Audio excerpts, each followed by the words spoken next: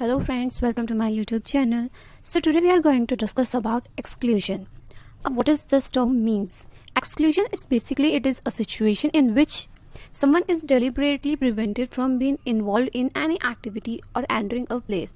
So we can say it as कि exclusion एक तरह का situation है जिसमें हम exclude करते हैं या फिर हम उनकी entry को deny कर देते हैं और उन लोगों से थोड़ा डिस्टेंस मेंटेन करने की कोशिश करते हैं. So if we are talking about the exclusion, so there are n number of the societies community या फिर वो माइनॉरिटी पीपल जिनको हम मेजरली एक्सक्लूड कर देते हैं from the centre.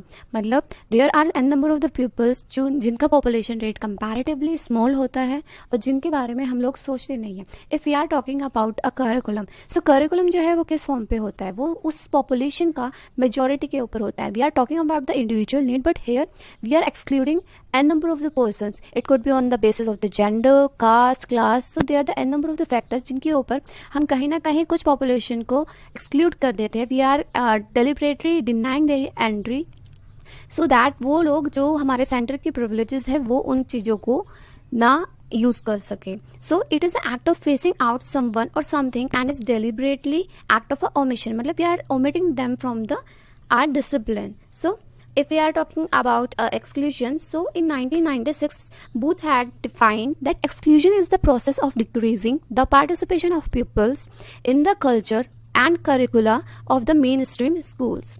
So what we are saying is कि exclusion एक तरह का process होता है जिसमें individual या फिर group या तो उन्हें wholly या फिर partially excluded कर दिया जाता है from the full participation in the society in which they are living. मतलब we are not giving them the privileges which we are using it, so we think कि they don't deserve that thing. So कहीं ना कहीं हम उनको exclude कर रहे हैं from our society's privileges. Exclusion is a societal process. Society at large is responsible for generating processes, its system and institution premises on equal opportunity, which in views as a counterpoise to exclusion.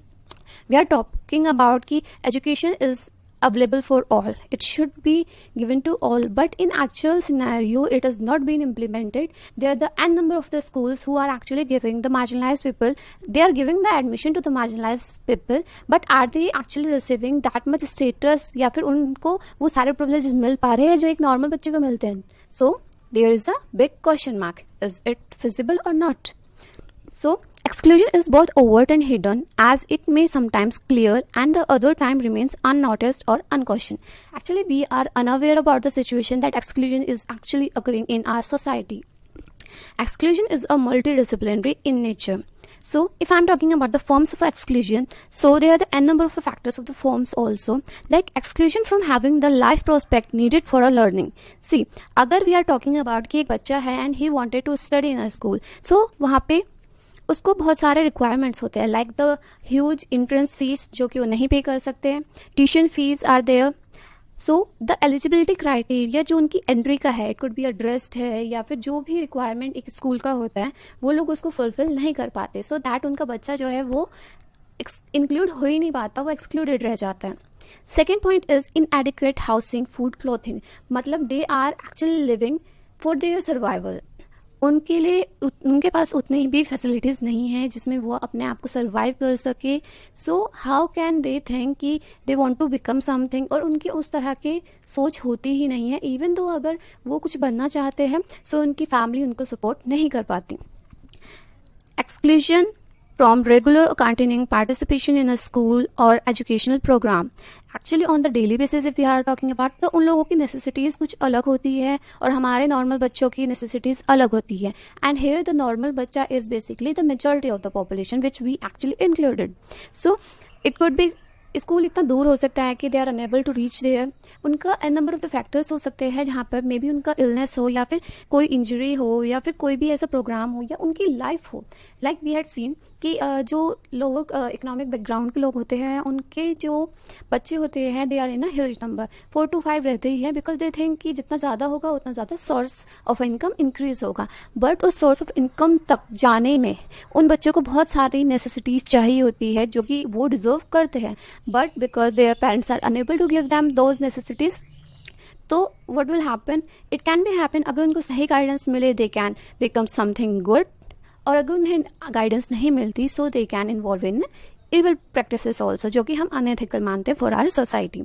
So it is a responsibility of parents also कि if they are giving a birth to their child, they should secure their future. They should give them the moral values. So we are always targeting the government only. Government are actually trying to implement their some practices. वो कोशिश करते हैं, but actual में वो सब चीज़ें actual में implement हो रही है या नहीं, that is a main thing. So exclusion from a meaningful learning experience. See, exclusion, even if we are including that child, so they are being excluded from being involved in the learning processes. कहीं ना कहीं because bullying is there, violence is there, discrimination is there. अगर in case उन बच्चों को हम लोग society के अंदर इन्वॉल्व करने की कोशिश भी करते हैं, सो जो उनके साइड वाले पार्टनर्स होते हैं, they don't accept that thing. Even if we had seen, even I had witness this thing कि अगर हम किसी स्कूल में जाते हैं और वहाँ पर कोई माइनॉरिटी का बच्चा है, वहाँ कोई मार्जिनलाइज बच्चा है, सो बाकी सब बच्चे जो है वो उसको अवॉइड करते हैं या फिर उसको बुले करते हैं, उसको टीज करते हैं. It could be on the basis of उनका ड्रेस की वजह से हो सकता है, बिकॉज उनका ड्रेस इतना नीट एंड क्लीन नहीं हो सकता, या फिर उनकी सोर्सेज के, इट कुड बी अच्छा टिफिन नहीं होता, उनके पास बॉटल्स नहीं होती, उनके पास अच्छे अच्छे पेन नहीं होते या पेंसिल्स नहीं होती. सो बच्चे जो है they don't accept that child और they actually bully that child. वहाँ पे कुछ बच्चे ऐसे भी होते हैं जो थोड़ा सा उनकी तरफ एम्पैथी वाला फील आता है, बट समटाइम इट हैपन्स कि वो अपने पेरेंट्स से डिस्कस करते हैं एंड देयर पेरेंट्स थिंक कि अगर हमारा बच्चा उन बच्चों के साथ रहेगा तो उसका स्टेटस लो हो जाएगा, एंड वो पेरेंट्स बोल देते हैं you should be away from them. So exclusion जो है हमारे सोसाइटी में it is very common practices and बहुत पहले से होती है. वी हैड सीन कि on the basis of caste भी होती है. They are the 4 number of caste we had seen: Brahmin, Kshatriya, Shudras, Vaishyas. So मतलब it could be on the basis of class, caste हो, language is also a barrier. It happens कि अगर कोई बच्चा नहीं समझ पा रहा वहाँ की जो मेजॉरिटी वाली लैंग्वेज है, सो वो भी उसकी लर्निंग में प्रोसेस में प्रॉब्लम कर रही है. जेंडर, फीमेल्स को उतना ज़्यादा प्रिविलेजेस नहीं मिलता जितना कि एक मेल को होता है. अगर यहाँ पर 2 बच्चे हैं और दोनों में से पेरेंट्स किसी एक का ही स्टडी अफोर्ड करते हैं तो वो अपने लड़की का करेंगे रादर देन लड़की का करें. सो डिसेबिलिटी, अगर हम we are talking about the normal child, तो नॉर्मल चाइल्ड के पास ज़्यादा चांसेस होते हैं, उनके पास ज़्यादा सोर्सेज होती हैं कि वो compete कर सके. बट अगर कोई डिसेबल चाइल्ड है तो उसके पास कुछ लिमिटेशंस भी होती है. लिमिटेशंस भी ऑन सम बेसिस होती हैं, but that is on a part of a child also कि वो उन चीज़ों को लिमिटेशन की तरह एक्ट करता है या नहीं. So today I just discuss about the exclusion. In a next class I will talk about the inclusion and so on. I try to make the small videos so it may be feasible to you, so you can watch it. If you like my videos, then do subscribe my channel, and thank you for watching.